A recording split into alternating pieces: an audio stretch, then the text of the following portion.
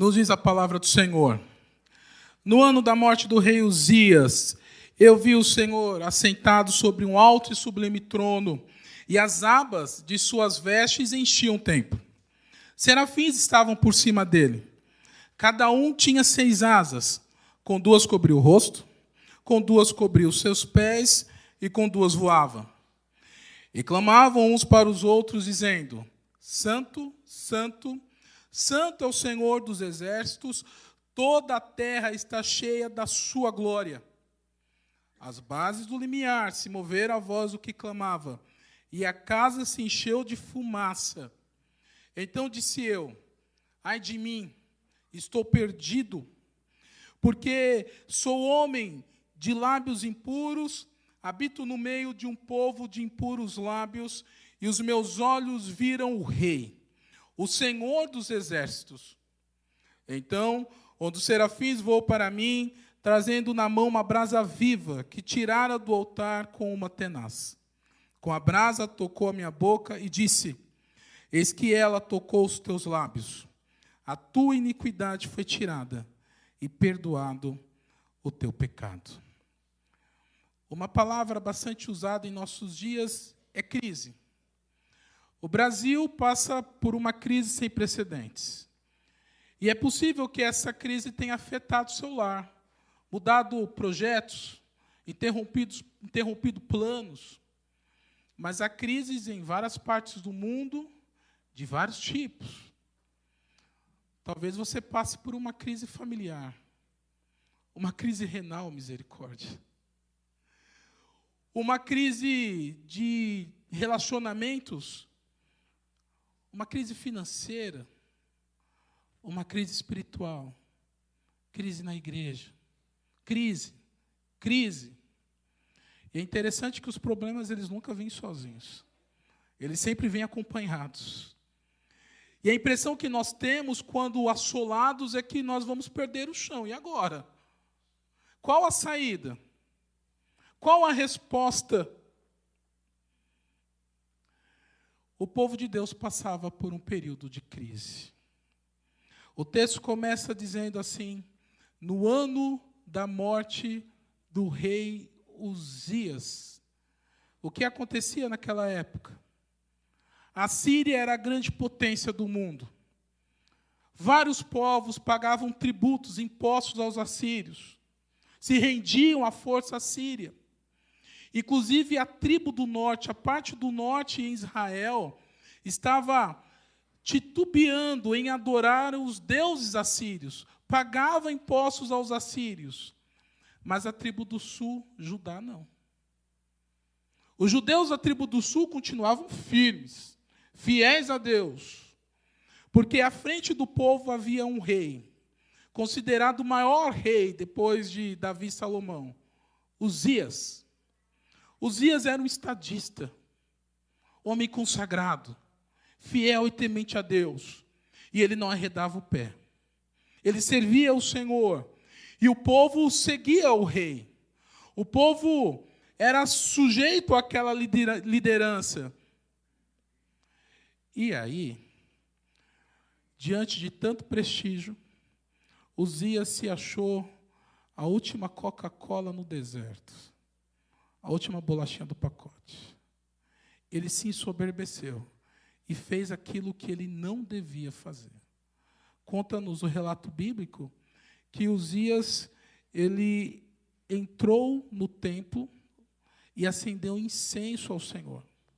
Essa era uma prática dos sacerdotes. Uzias não podia fazer aquilo. Então Deus acomete Uzias com uma lepra no meio da testa, para que ele se colocasse no seu lugar. E para que o povo entendesse quem é que mandava. Deus. E Uzias morre.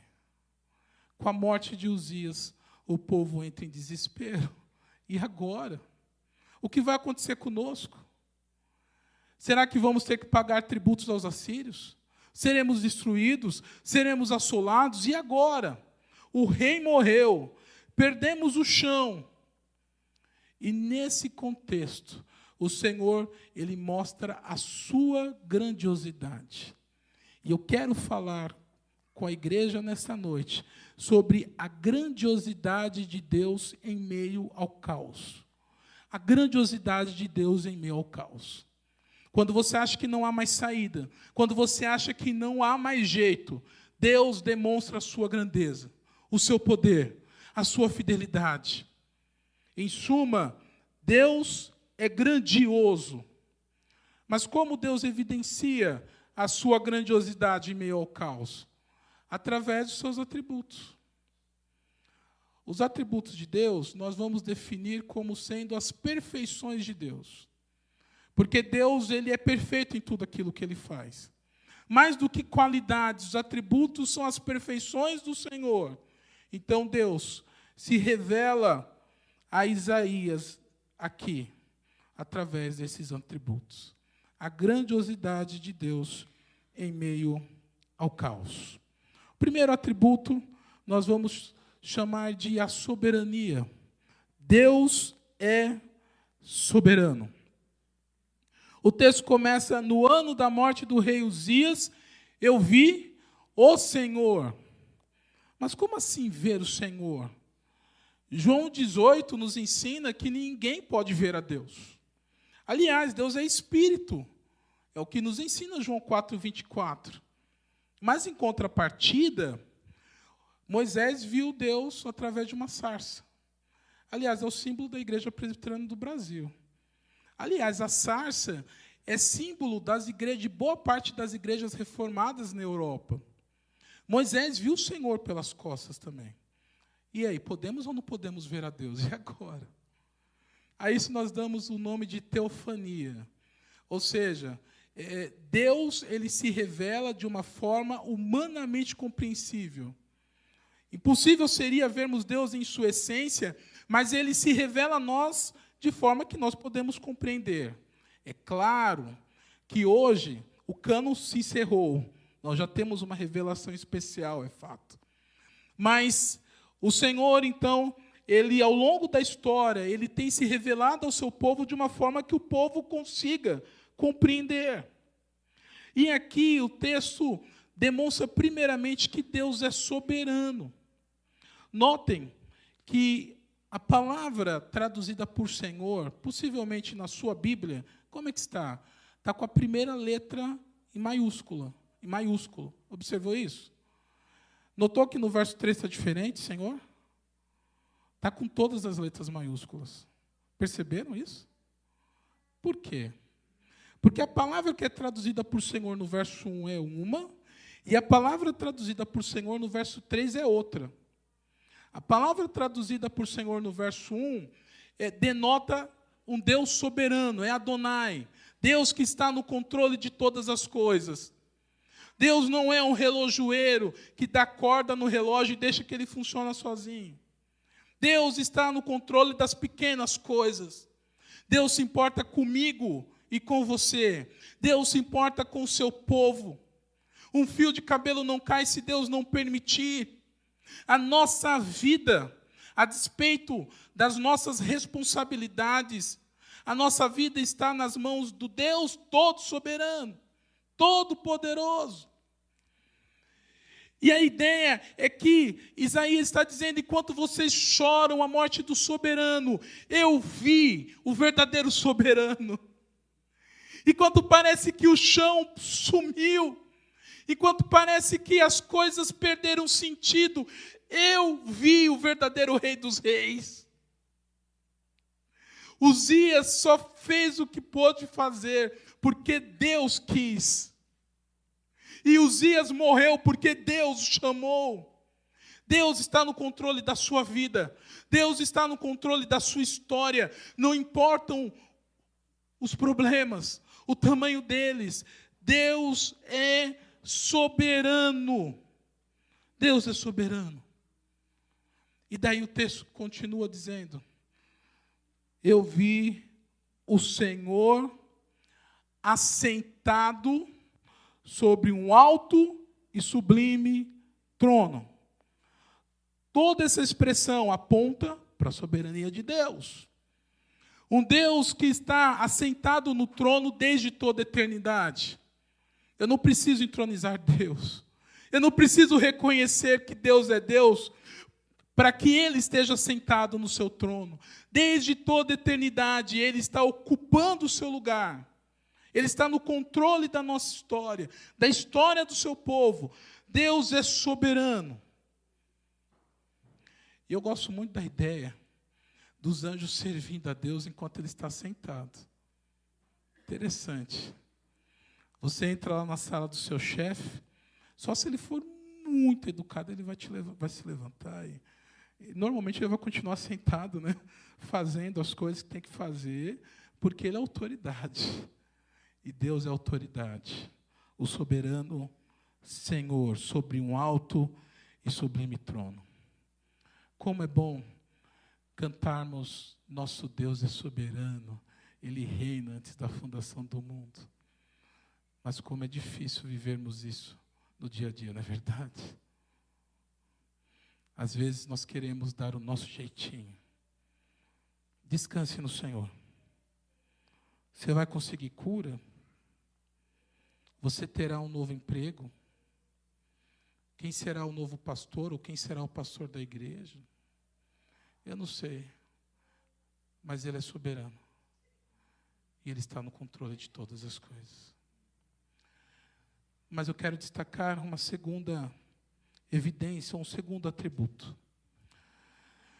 Além de soberano, Deus é santo. E eu diria que Deus é santíssimo.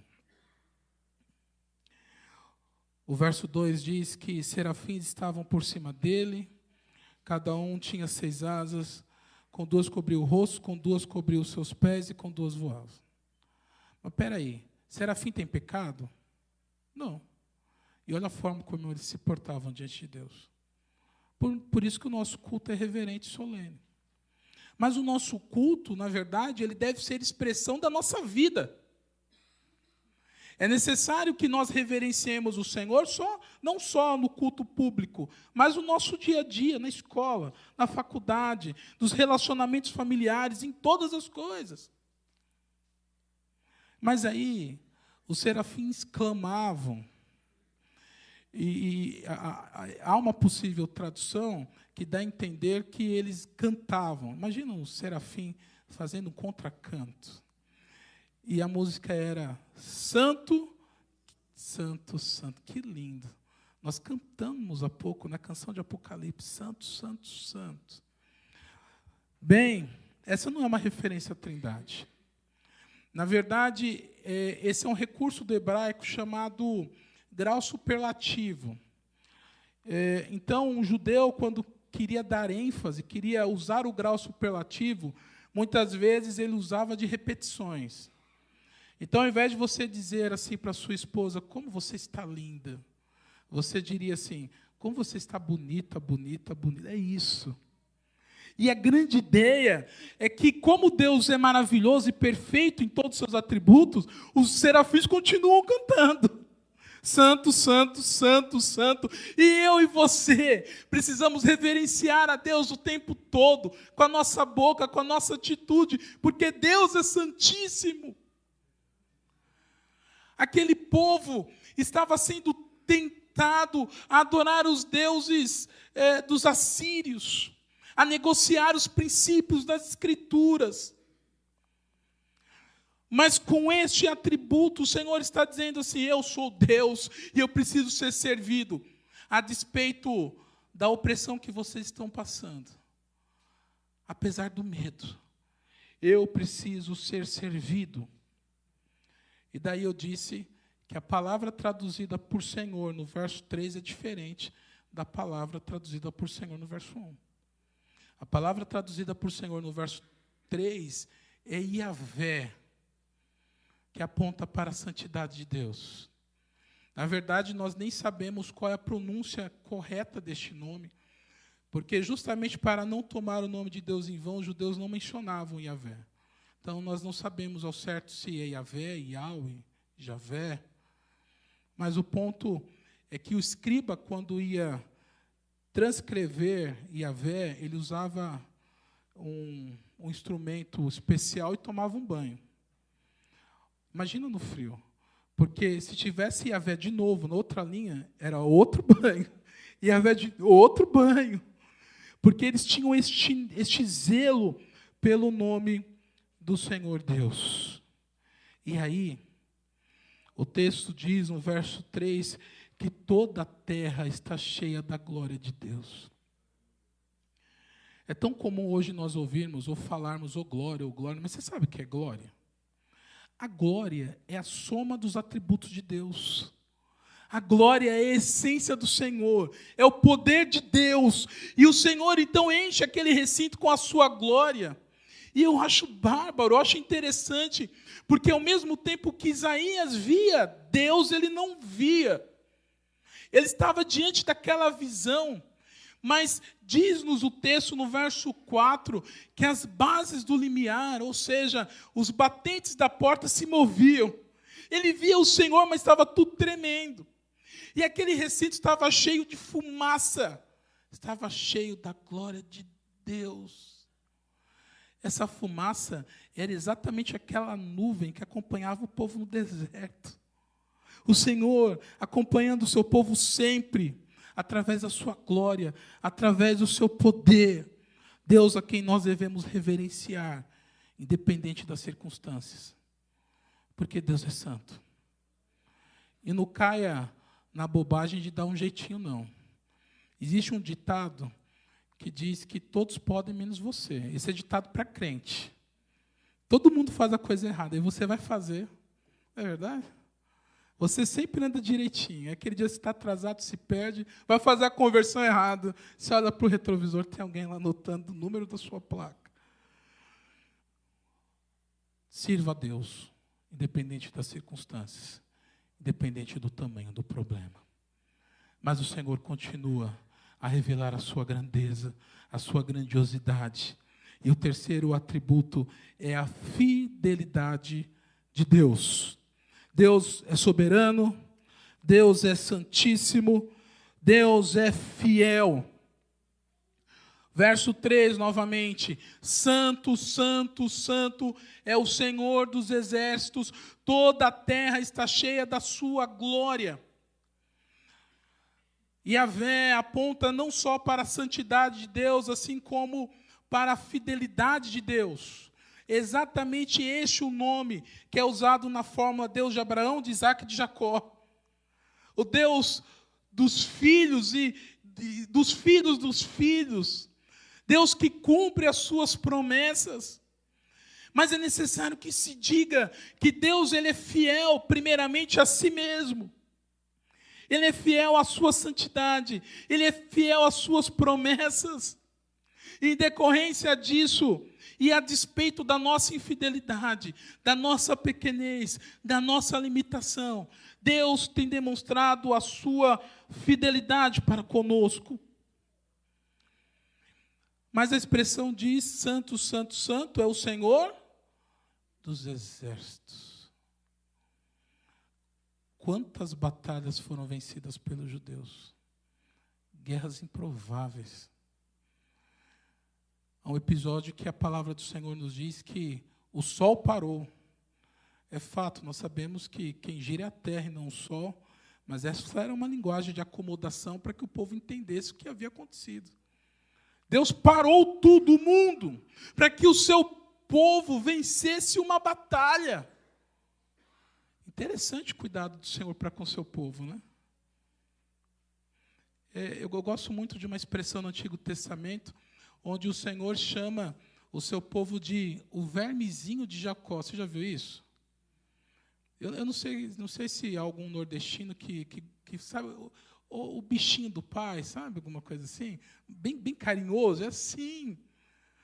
Nós somos as meninas dos olhos de Deus, e o Senhor, sendo fiel às suas promessas, tem cuidado do seu povo. Agora, vejam, Deus não é fiel apenas quando somos atendidos nas nossas orações. Ele é fiel também quando Ele nos diz não. Ele não é fiel apenas quando nós somos livres de perigos. Nós sofremos tribulações. E em todo tempo é necessário que nós entendamos que Deus é fiel, porque Ele cumpre com os seus propósitos. Ele não esquece dos seus filhos.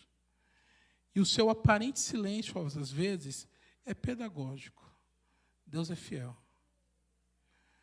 Bom, considerando que nós somos falíveis e que não conseguimos cumprir todos os nossos propósitos por conta dessa limitação, confiemos os nossos projetos a Deus.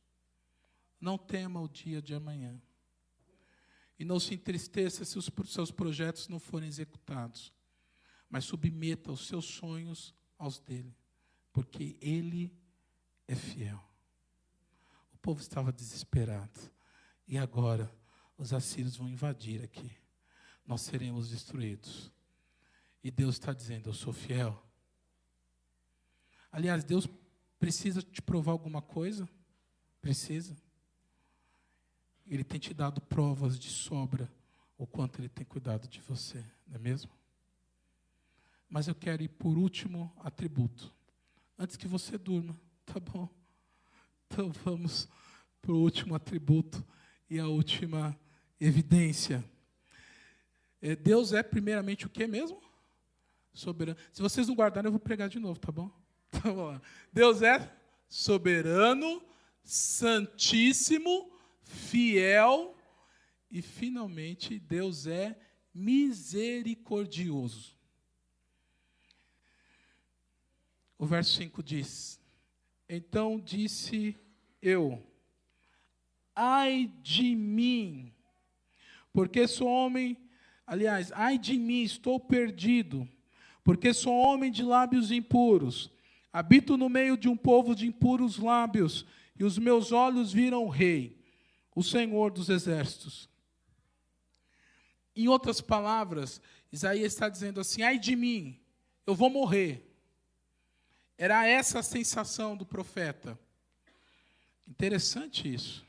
Porque eu tenho ouvido em nossos dias alguns testemunhos bem diferentes do relato de Isaías. Testemunho, porque dá vontade de chorar. Eu comprei um livro na época do seminário, de tanto uma prima minha ficar falando no meu ouvido, eita, dinheiro mal investido. É verdade que algum seminarista pegou o livro, levou emprestado e não devolveu, graças a Deus. Eu queria saber quem foi. E o livro campeão de vendas, chamado... Ai, misericórdia, que vergonha. Bom Dia, Espírito Santo. Benihim. Eu tinha isso na minha estante, ainda bem que alguém levou. E daí o livro começa assim. Eu estava numa manhã em Toronto, 1900 e bolinha, quando eu vi um clarão e era ele, o Espírito Santo. E daí eu disse, bom dia, Espírito Santo. Larga a mão de ser mentiroso. Ou o Benihim está mentindo, ou Isaías está mentindo. Um fala, bom dia, Espírito Santo, e o outro diz, ai de mim, eu vou morrer. Já ouvi algo assim, estava eu fazendo a minha barba, quando eu vi o Senhor, mentira. Se eu estou fazendo a barba e vejo o Senhor, me mutilo. Ai de mim, eu vou morrer, eu estou perdido. Por quê? Porque eu sou homem de lábios impuros e habito no meio de um povo de impuros lábios, e os meus olhos viram o Rei, o Senhor dos exércitos. E exatamente por conta dos pecados, nós não podemos por nós mesmos nos achegarmos a Deus. Isaías não pôde ir até Deus. O que acontece aqui no texto?